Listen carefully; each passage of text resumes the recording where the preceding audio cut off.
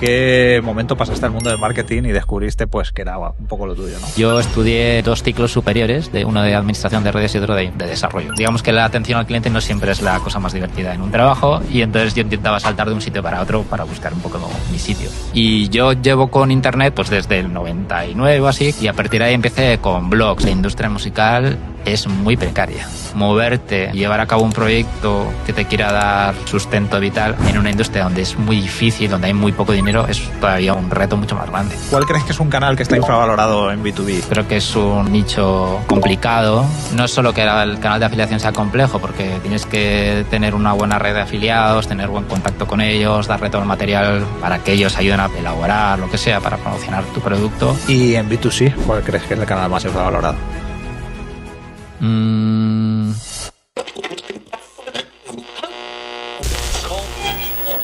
Estamos viviendo un momento clave en el mundo del marketing. La irrupción de la inteligencia artificial, la muerte de la atribución y lo caro que se ha vuelto conseguir clics hace que estén cambiando las reglas del juego, y mucha gente haya decidido volver a los básicos del marketing. La mayoría de los podcasts de marketing están llenos de consultores sin experiencia que se dedican a vender cursos. En Akumba Mail siempre hemos intentado dar un altavoz a otro tipo de perfiles, los que realmente venden cosas. Por eso aquí hemos venido a hablar de marketing con gente que hace marketing en el mundo real. Buscamos entender cómo han vendido, venden y venderán sus productos a empresas de todo tipo, hablando con sus líderes de marketing.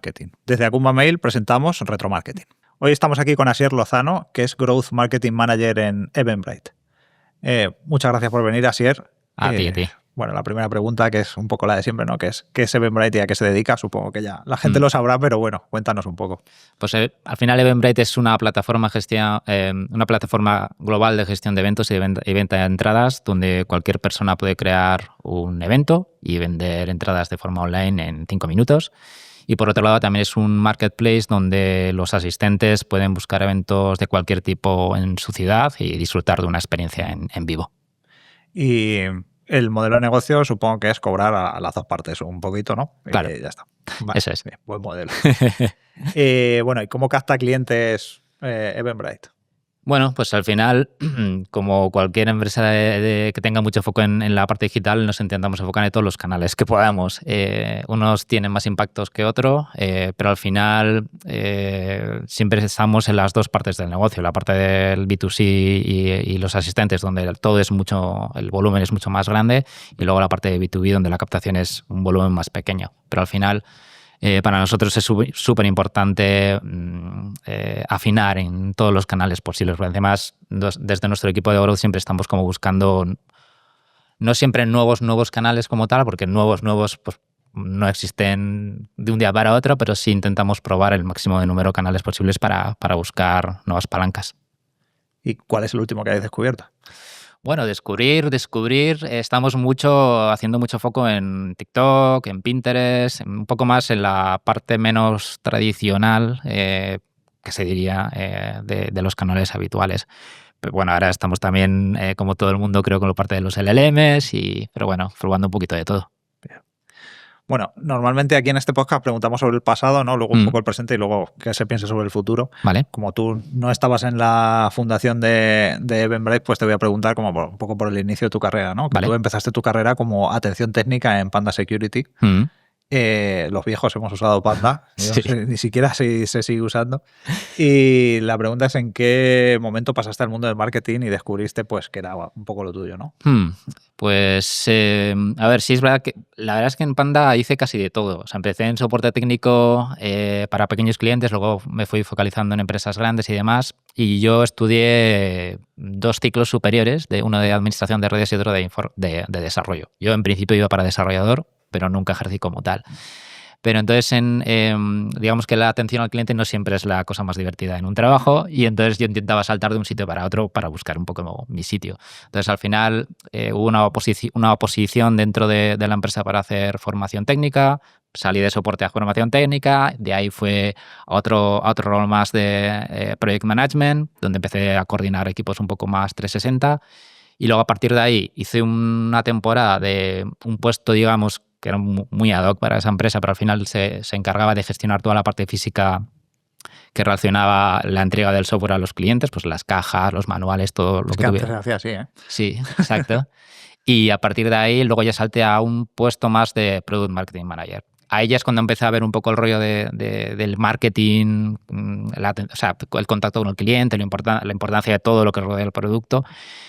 Y yo llevo con Internet pues desde el 99 o así, con blogs. O sea, lo primero que cuando nos pusieron Internet en aquella temporada tenía un colega con el que, bueno, éramos un poco frikis en aquel momento. Y a partir de ahí empecé con blogs. Entonces creo que un poco también la parte más de ocio que estaba relacionada con montar tus propios blogs en HTML y todo eso, montar las webs para tus colegas y demás, se fue un poco juntando con la parte más profesional. Y en algún momento empecé a hacerse un poco de aquella manera. Empecé a ver que haciendo algunas cositas, de repente subían las visitas de la web, de una web que tenía entonces. Y entonces es cuando empecé a investigar un poco más de SEO. Y ahí es cuando empezó pues eso, a formarme de manera un poco autodidacta. Y luego cuando veía que eso pues molaba y que tenía buena pinta, es cuando fui y hice un máster online en la Pompeu de Barcelona, que fueron 1 año y pico de formación. Era un poco marketing digital, buscadores, pero bueno, más enfocada en SEO. Y tuve la suerte de que me apunté a una oferta de trabajo en Softonic. Claro, en aquel momento, ya ahora mismo, era la hostia, claro, Softonic era la hostia. Pues eso, me apunté y me cogieron, básicamente. Yo, contentísimo de la vida, me voy de Bilbao a Barcelona. Y ahí cuando el primer día abro Analytics había millonadas de visitas al día, dije, madre ¿Cuántas mía, millonadas? muchas millonadas de visitas al día. Solo en el site de España ya eran, bueno, muchísimas. Claro, yo aquí en el momento, yo era mi primer trabajo como marketer así digital, ¿no? Y para mí fue increíble. Tuve un jefe muy bueno, que era Eduardo Barolera, que estará por ahí. Si me escucha, pues un saludo para él. Y aprendí mucho en este live. Softonic además ha sido como cantera de muchísima gente aquí en España. Sí. Luego yo estuve casi 2 años y ahí es cuando tuve otra vez suerte. Yo tenía mucha suerte en el trabajo, me considero. Una vez que estaba en Softonic, quería venir a Madrid ya a trabajar. Me llamó el que estaba entonces liderando toda la parte de marketing de Panda. Y quería una persona para llevar todos los canales digitales de Panda en ese momento. Entonces, al final, para mí fue otro salto como al vacío, porque yo en ese momento solo sabía de SEO y además llevaba 2 años, que tampoco la experiencia era dilatadísima, ¿no? Y me ofrecieron gestionar pues la parte de SEO, la parte de afiliación, email marketing, mucha relación con la parte de e-commerce, toda la parte de paid search. O sea, para mí era increíble. No voy a negar que lo pasé un poco regular al principio porque era un buen marrón, pero también fue como una oportunidad para aprender un montón, la verdad. ¿Y después qué has hecho? Después de Panda, la segunda fase, fui a Etiquetea. Yo era afiliado de Etiquetea porque con otro side project. Sí, luego hablaremos de tu side project. Sí, era afiliado de Etiquetea y bueno, Etiquetea era una web guay. A mí me gustan mucho los conciertos y la música y lo utilizaba mucho. Entonces, además de ser afiliado, pues oye, de vez en cuando miraba un poquito a ver si tenía alguna oferta interesante. Y a raíz de la relación que tenía con la persona que gestionaba ahí en Etiquetea la parte de afiliación, pues les pasé mi currículum. Creo que hay una anécdota por ahí que digamos que espero que no me escuche, la persona de recursos humanos no le gustó demasiado mi perfil, pero gracias a esta persona que llevaba afiliación insistió un poco a una persona con la que hablaremos luego y al final me llamaron para la entrevista. Así que ahí en Etiquetea pues tuve una aventura muy guay porque era, digamos que desarrollar un poco más lo mismo que había hecho más o menos en Panda, en una empresa mucho más pequeña. ¿Cuánto será cuando entraste en Etiquetea? Pues seríamos como 5 o así. Está muchísimo por hacer en la parte. ¿Cuántos eres cuando te fuiste? Pues que seríamos 14. Nos compró Eventbrite. Claro, ahí está la historia. Sí, hablaremos ahora de la adquisición. Entonces fue muy guay porque para mí ya te digo, suelo decir que tengo mucha suerte porque ahí se juntaron las dos cosas que me gustan mucho. Está la parte de marketing digital y luego la parte más de ocio, de conciertos, y ahí trabajábamos mucho esa parte. Bien, vale. Bueno, la mayoría de tus puestos han sido en marketplaces y en los que por lo general pues hay que crear demanda en ambos lados, ¿no? Entonces, cuando alguien arranca un marketplace, que ahora parece que han pasado un poco de moda, ¿no? Con el tema de la IA, pero bueno, siguen siendo negocios súper relevantes. ¿Crees que es mejor traer vendedores o es mejor traer compradores al marketplace para que sea exitoso? ¿Cómo crees que arrancaron, por ejemplo, en Tiquetea, que lo viste más desde el principio? A ver, es la eterna pregunta del huevo y la gallina. Nosotros lo que descubrimos en Tiquetea al menos es que la parte del inventario es primordial. Es decir, a nosotros cuando atraíamos con mucho esfuerzo buenos clientes o buenos organizadores de eventos que luego metieran en el marketplace buenos eventos, a pesar de que igual la negociación a nivel de fees fuera un poco más complicada y nos lleváramos un poquito de menos, sabíamos que esos buenos eventos en la web iban a generar no solo ventas y comisiones para nosotros, sino también un poco el boca a boca. Yo soy un poco hardcore en este comentario, y lo digo mucho en nuestra empresa también, es que al final el inventario es la clave de todo. Cuando la gente se va a comprar un evento de Coldplay a la competencia, no lo voy a decir dónde, le da igual casi, a no ser que luego ya quieras trabajar la retención, pero el primer impacto, el comprar esa pulsión de comprar la entrada cuanto antes, les da igual más o menos en qué web está. Por eso digo que la parte del inventario es súper importante y cuanto más lo trabajes y cuanto más lo desarrolles, no solo es que vas a tener más ventas, sino que también vas a generar más retención, vas a tener más boca a boca, la marca va a ir creciendo. Y nosotros lo que descubrimos en Tiquetea fue precisamente eso, es que cuando empezamos a traer eventos de calidad y eventos que tenían mucho, se expandían mucho a nivel de redes sociales, por ejemplo, los festivales tipo Arenal Sound, Viña Rock y todo esto, que veía mucha gente, mucha audiencia muy pendientes de estos, pues al final eso también generaba que otros organizadores de eventos eligieran Tiquetea, se fijaran en Tiquetea, que éramos una empresa mucho más pequeña que otras, con mucho menos recursos, pero que al final se fijaran en nosotros. ¿Y cómo conseguía Tiquetea siendo tan pequeño a esos eventos? Pues yo creo por un lado teníamos un marketing la marca era muy jugona, también los mensajes que lanzábamos, las ideas que lanzábamos para tener un poco de viralidad eran un poco más locas de lo habitual que otros. Luego si quieres te cuento alguna, que hay alguna graciosa. Cuéntanos. Te cuento, bueno, pues un año, por ejemplo, en el día de San Valentín se me ocurrió a mí por mala idea, enrolar a toda la empresa para que recurrentemente se metieran en una sala que habíamos preparado con una cámara donde cualquier persona que tuviera contacto con nosotros, un comprador o lo que sea, se pudiera conectar a esa cámara y nosotros le lanzábamos piropos. Era todo un día lanzando piropos a cualquiera que se conectara a ese espacio. Y entonces iba pasando, casi todo el mundo de la empresa se pasó en algún ratito. Y bueno, ese tipo de ideas que igual eran como un poco extrañas, pero que generaban mucho boca a boca y yo creo que generaba un poco simpatía por la marca y la gente nos tenía un poco de cariño.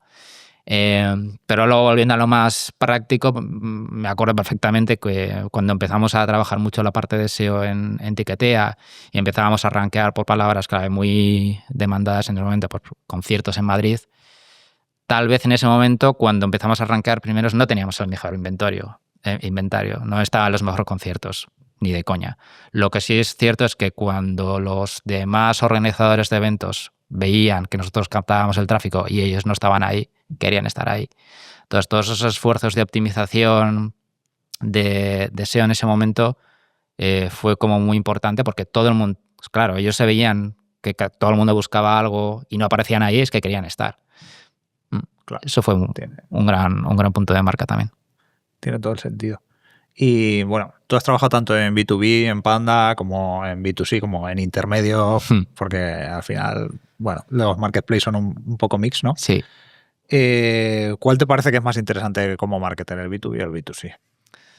Pues yo creo que depende mucho del producto. Si me lo preguntas hace 8 años, te diría que B2C. Ahora me he reconciliado mucho, porque claro, al final nosotros empezamos, o yo al menos empecé a darle dura al B2B cuando nos compró Eventbrite. Nosotros en Tiquetea éramos muy B2C y muy poco B2B, y ellos eran muy B2B y muy poco B2C. Entonces ahí hubo un colapso porque todos tuvimos que hacer un giro ahí de 180 grados muy, muy rápido para adaptarnos a ellos y empezar a adoptar un poco toda la manera que tenían ellos de captar clientes. Yo creo que a mí me gusta mucho el B2B y tiene retos que no tiene el B2C, pero creo que siempre más ligados al producto. Hay B2B que tienen muy poco volumen, pero un producto muy divertido y te permite pues, romperte la cabeza de hacer campañas o estrategias de captación muy creativas. Y otros, pues yo qué sé, si te enfocas a industrias como la banca y cosas así, pues, o seguros, pues siempre es un poquito más complejo articular cosas que se consideren divertidas, ¿no? Porque también es un negocio muy serio, claro. Sí, sí. Yo siempre pienso como que la gente se pone como muy seria para vender en B2B. O sea, hace poco estaba hablando con unos y decían, no, es que nuestra web, que tiene una web que está guapísima, es muy poco seria para ser B2B. Y yo decía, si tu web está guapísima, claro. ¿Qué quieres? No, o sea, no es que no vendas por eso. Claro. No, pero... Yo creo que va mucho también con la marca de la propia identidad de la empresa. Hay empresas que hacen cosas muy serias, que son B2B muy serio y tienen un carácter muy... pues eso, muy directo, muy divertido y no pasa nada. Sí. Y bueno, ¿cuál crees que es un canal que está infravalorado en B2B y un canal que está infravalorado en B2C? Pues te diría que quizás en el B2B, en la parte de afiliación, creo que es un nicho complicado por muchos aspectos, pero creo que... Extiéndete. Bueno, pues porque todo el mundo que ha hecho afiliación siempre hay una zona un poquito gris. Y entonces, pues hay gente que es gris y se mantiene en lo gris y como empresa a la que le tienes que pagar, pues bueno, puedes tener cierta manga ancha, ¿no? Si ves alguna cosa un poco rara, pero te trae mucho volumen de ventas, pero hay gente que se pasa de gris a muy negro. Y entonces... no es solo que el canal de afiliación sea complejo, porque tienes que tener una buena red de afiliados, tener buen contacto con ellos, darle todo el material para que ellos ayuden a elaborar lo que sea para promocionar tu producto. Siempre, pues además, como cumpliendo un poco con las guías de brand que tengas. Pero luego es que tienes que hacer un seguimiento de ellos, porque en cuanto te escapas, o sea, cuando dejas de mirarles un poquito, o sea, empiezan a hacer cositas... ¿Cómo qué? Cosas como... Bueno, pues los clásicos... Pues les dices, no puedes hacer campañas de paid, pues te hacen campañas de paid. Te compran la marca. Como no controles mucho, te fías. No, es que siempre, por ejemplo, si tienes un negocio que es internacional, pues se van a buscar la manera para ocultar las campañas en el país donde tú no estás. Porque, claro, generalmente, a lo mejor, si yo estoy en España, pues tendré foco en lo que aparece en Google de España o la red de España. Pero si estoy también vendiendo, mi empresa también vende en Reino Unido, pues se harán todo lo posible para hacer campañas donde yo no pueda verles. Son así. Sí, total. Pero bueno, hay que quererles como son, pero...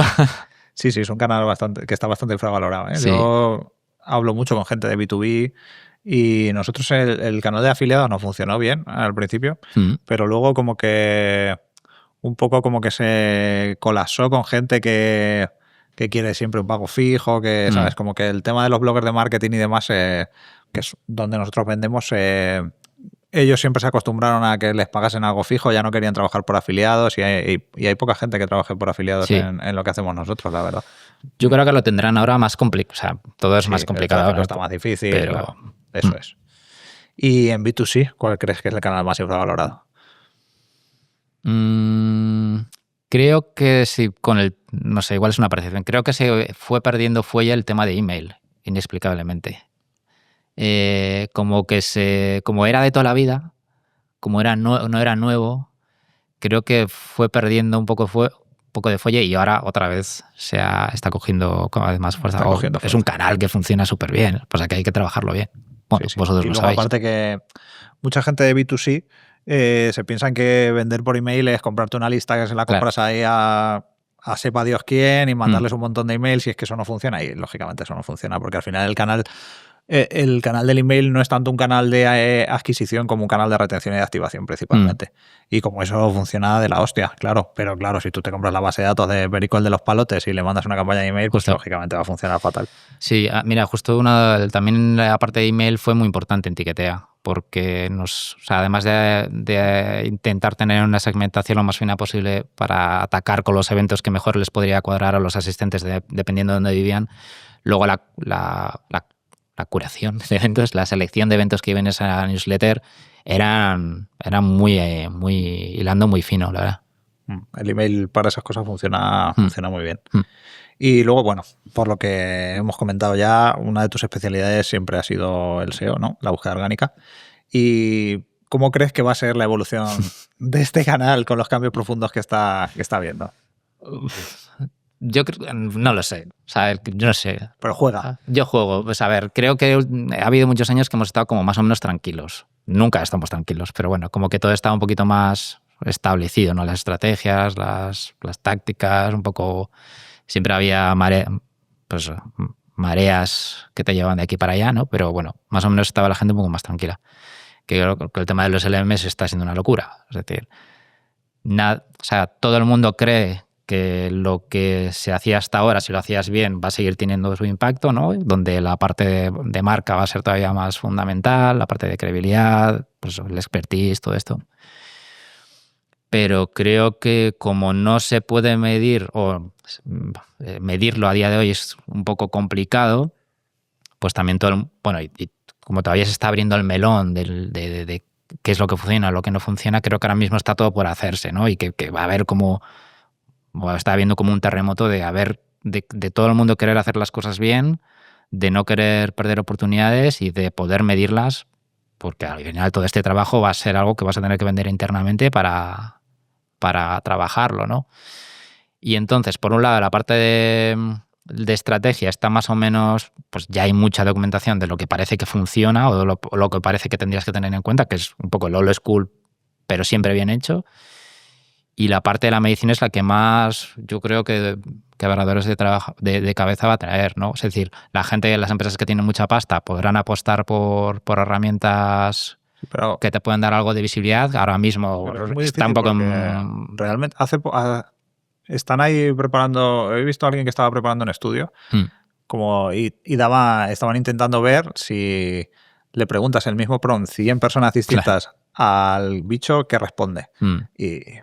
Y mala cosa, ¿eh? Claro. ¿Sabes? O sea, al final la medición es muy complicada, porque hay mucha diferencia con respecto. Es verdad que Google personalizaba las respuestas y tal, pero esto es otro nivel. Sí, es locura. Sí. O sea, y luego, pues que está la variante de que como ya te entiende, ya tiene todo el contexto, como que va a ir cambiando también los resultados que te va a ir dando, se adaptará para mí va a ser muy difícil. Y ya te digo, la parte de herramientas creo que es como la que más así en ropa interior está, ¿no? Creo que más o menos los clientes pequeños pueden tener como un benchmark ahí, rollo, no sé, se me ocurre. Pues si le pregunto a ChatGPT, por poner un ejemplo, cuáles son las 10 marcas más valoradas para este sector en concreto, si me da 10 y yo como empresa no aparezco, pues ya tengo una señal de que no funciona. Si le digo, oye, sácame las opiniones más relevantes de tal sector en Reddit, si mi producto no está ahí, bueno, ya tienes una percepción de cómo de bien o cómo de mal está, al menos versus tus competidores, sabiendo que, como tú dices, al final todo es muy complejo, ¿no? Y que se adapta mucho a cada entorno y a cada usuario. No sé. Y luego yo creo que hay otro cambio que va a ser relevante también, y es que Google tiene un componente local súper importante. O sea, Google, el peso de hacer la pregunta desde España versus hacerla en Estados Unidos, la respuesta sí que hay.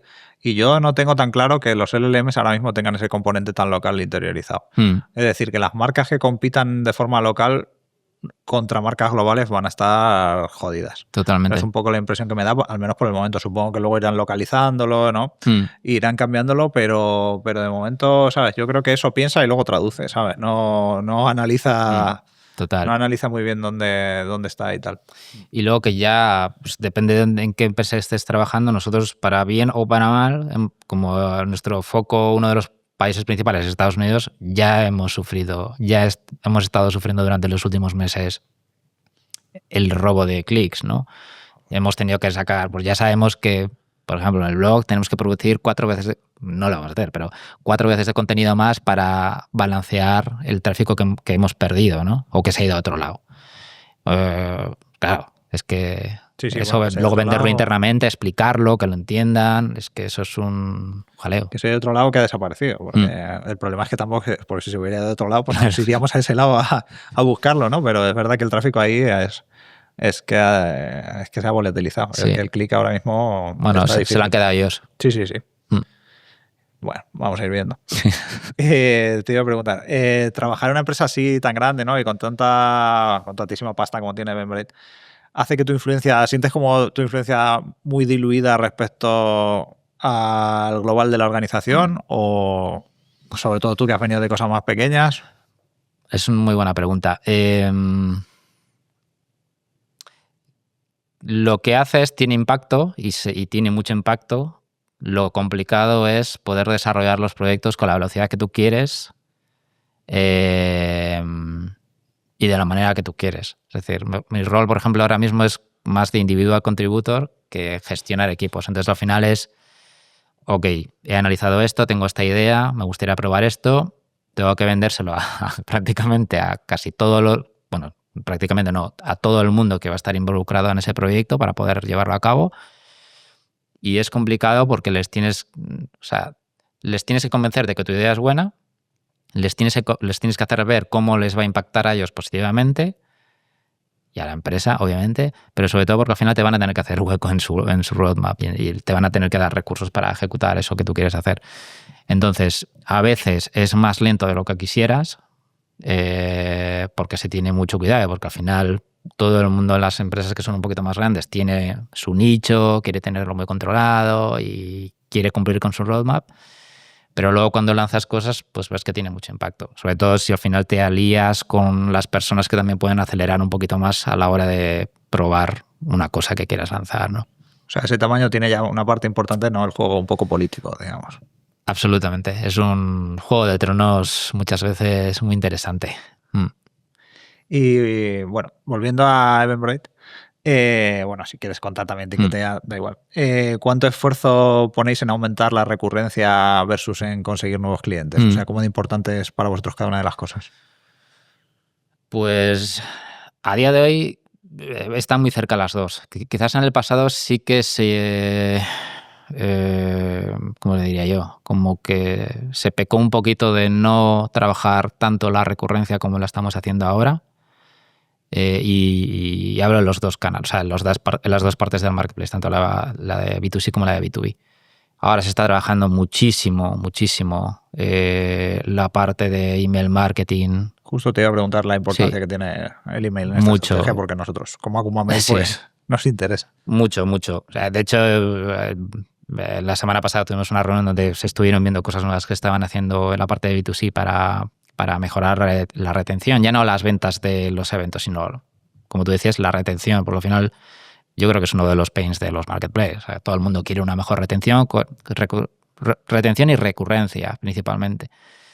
Y si no trabajas bien esa parte, si no hilas muy bien las campañas de email marketing, las segmentas muy bien, les das el contenido parece que siempre decimos lo mismo, pero es que es súper importante. O sea, es que es así de clave, ¿no? Si no le das lo que el usuario está buscando o lo que el usuario va a necesitar para que cumpla con tu meta, pues vas fatal.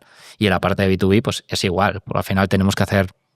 Nosotros cuando adquirimos un creador, un organizador de eventos, es difícil captarlo por primera vez, pero dada la competencia que hay, por el tema de fees, por el tema de producto, porque al final cada organizador de evento tiene unas particularidades muy diferentes a nivel de producto también. Entonces no solo tenemos que hacerle foco en la parte como más de marketingiana, más de ventas, de oye, estás pagando un fee por un producto que mole, pero también por las nuevas funcionalidades o cómo le va a mejorar en su día a día como organizador de eventos. Nosotros hacemos además de la parte más puramente de producto y más comercial, también intentamos dar mucha fuerza a la parte de cómo ayudar a los organizadores de eventos en su día a día. Eso es, educativa, herramientas, best practices.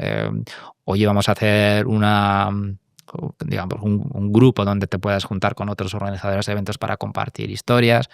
Al final es un negocio, como todo, es muy complejo, con muchas particularidades, pero que al final hay una parte muy común en los bienes que comparten. ¿Y esos grupos que formáis los segmentáis a nivel local o es un grupo general?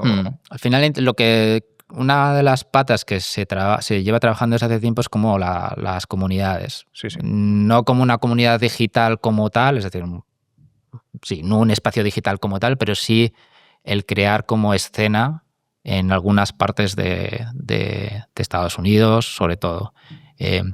Participamos mucho, sé que es un clásico lo de los eventos, ¿no? Pero para nosotros es un segmento muy importante, es el de la música. Entonces, en Estados Unidos participábamos muy activamente en eventos de industria que estén muy ligados a la música, pero luego dentro de esos eventos también organizamos nuestros propios eventos, ¿no? O sea, además de participar en las charlas y demás, juntamos organizadores de eventos para tener más contacto directo con ellos, también para captar cuáles son sus necesidades, para hacer case studies, bla, bla, bla. Pero al final intentamos como participar activamente en la escena de algunos segmentos. ¿Y hacerlo como comunidad online nunca...? Ojalá. A mí me fliparía. También se te puede formar una revolución ahí dentro. Bueno, las comunidades son complicadas de gestionar, pero creo que a mí es una estrategia que me gusta muchísimo y yo ya lo he propuesto, así que ojalá salga. Suerte. Si sale bien, si no lo cuentas otra vez. Sí. Bueno, he visto que tienes un side project, Dot Magazine, sí, que tiene un tráfico orgánico bastante decente. Cuéntanos un poco sobre ello.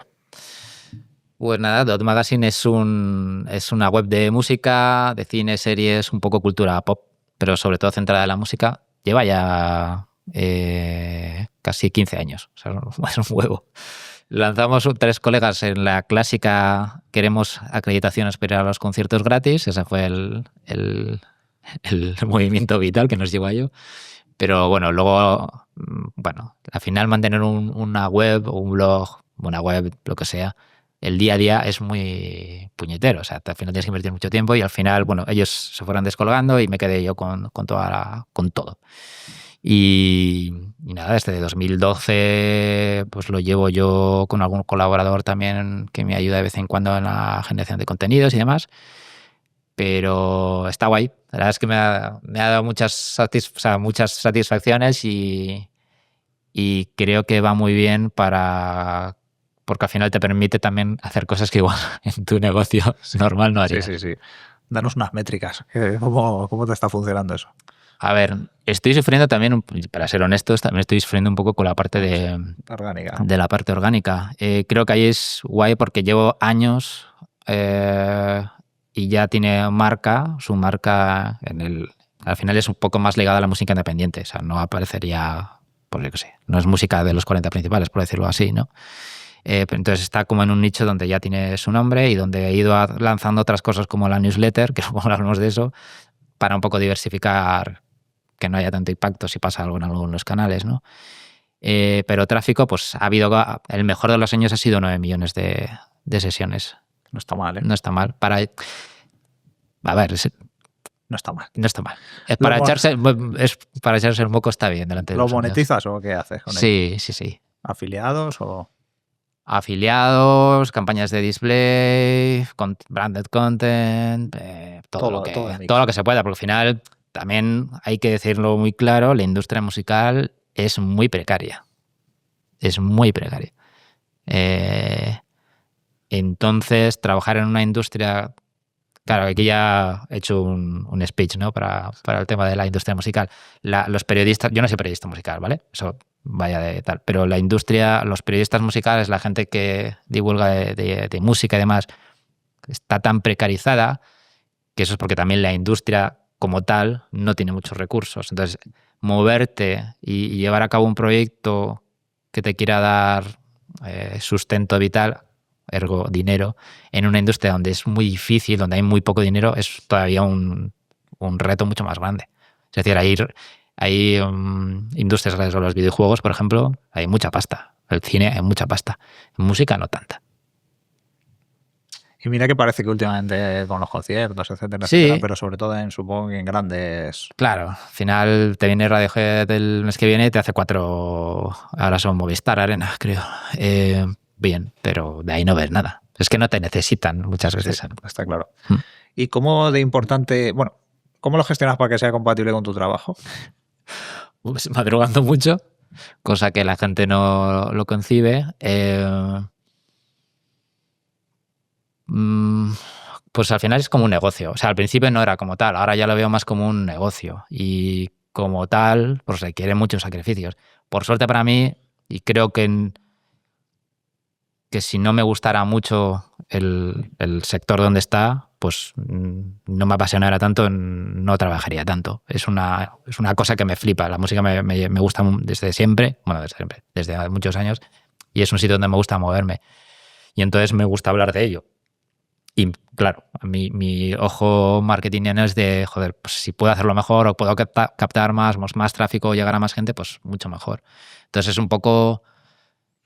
Al final es como, pues siempre está ahí. O sea, es decir, si puedo meter una noticia más, pues meto una noticia más. Pero al final es levantarme pronto, automatizar todo lo que pueda. O sea, ser muy selectivo con lo que publicas, intentar tener el mayor impacto posible con todo lo que... Claro, al final yo juego contra una liga donde hay gente, o sea, peña con webs donde hay gente trabajando. O sea, de 8 a lo que sea, con equipos... y yo lo hago solo. O sea, siempre lo he hecho solo, ahora con algún colaborador más y tal y cual, pero al final el publicar contenidos, el mirar qué hay que hacer, el contestar a los chorrocientos mil correos que te llegan de los sellos, o sea, la parte administrativa, es que es un pifoste. O sea, todo el mundo que ha tenido un negocio sabe de lo que hablo. Sí, sí. Por lo tanto, por muy pequeño que sea, siempre te va a llevar mucho tiempo. Entonces, es sacrificio y que te compense de alguna manera. ¿Y cómo de importante crees que es para un marketer tener 6 projects?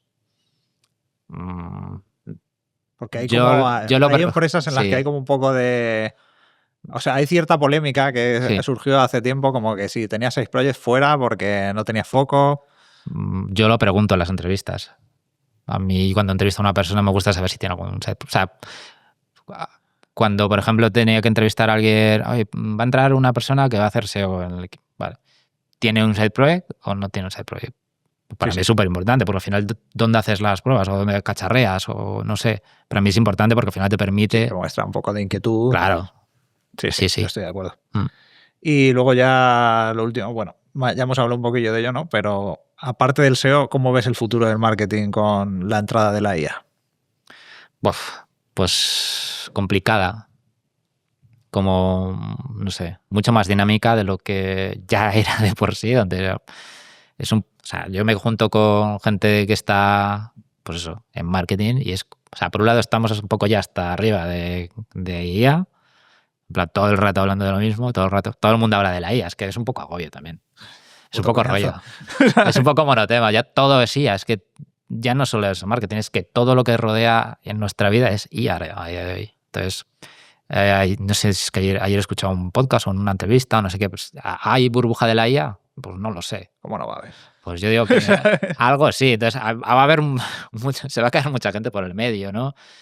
No sé hasta qué punto va a ser la nueva Big Data, que lo hablamos el otro día. O sea, esto de que todo el mundo quiere hacerlo, pase lo que pase, porque al final encima es como que, como lo estoy haciendo, estoy ahí, ¿sabes? O sea, me da la sensación que mucha gente adopta el tener que hacer siempre todo por el hecho de estar comunicando que está haciendo de todo. Entonces me parece como un escenario pues que hay cosas que están muy guays, o sea, que nos ayuda muchísimo en algunas tareas, que te puede dar espacio para pensar en otras. Por otro lado, hay algunas cosas que me da pena a nivel personal ya, que parece que todo se tenga que hacer a través de la inteligencia artificial. Por ejemplo, pues ya a mí me gusta escribir, ¿no? Pues que todo sea ya ¿cómo le llaman? El iSlop, que todo sea contenido de una copia, de una copia, de una copia, de una copia. Pues sí, hace poco vi además un estudio que el bicho se ha ido alimentando de sí mismo y al principio escribía unos números perfectos, pero como cada vez se va alimentando de unos números peor escritos porque los escribe él, pues ahora escribe unos números que no los entiende nadie, pues gráficamente, ¿sabes? Claro. Entonces, o sea, por un lado me da pena en ese sentido y por otro lado lo veo como otro reto más para los que estamos ahí. Porque al final, pues es que en marketing siempre tienes que estar ahí. Es un poco cansino, pero, sí. Por un lado es divertido, por otro lado es un poco cansado el tener que estar como, ¿y ahora cómo le doy la vuelta a esto? Porque es que, claro, ahí hay buenos melones ahora mismo. Sí, hay muy bueno, sí, totalmente. Está el tema Está bastante calentito, sí. Sí. Pues nada, con esto hemos terminado. Muchísimas gracias por venir A ti. y dejar que te entrevistemos. Muchas gracias. Y nada, un placer. Igualmente.